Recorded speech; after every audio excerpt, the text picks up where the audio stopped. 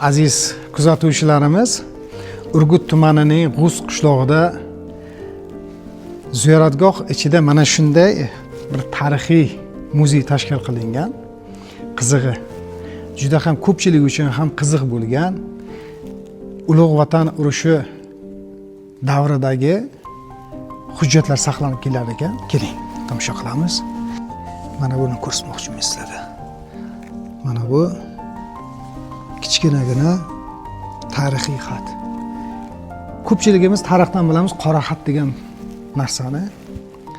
Ana shu urushda vafot etgan askarlarimizga mana shunaqayin qora xat deb turib shu uchun aytilgan ekan.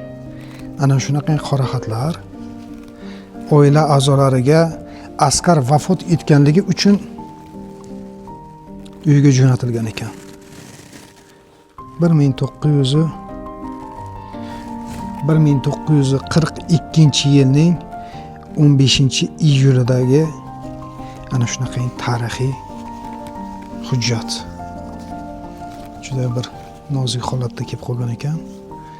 Buning qarang shtampini. O'zbekiston SSR Samarqand. Mana shunaqa qora xat. Mana bu yerda yana bitta bor ekan. Bu ham qora xat. Bu ham bir tarixiy hujjat.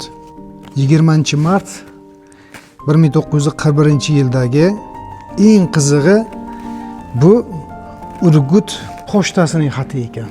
Samarqand Urgut. Bu ham xuddi shunaqa qora xat.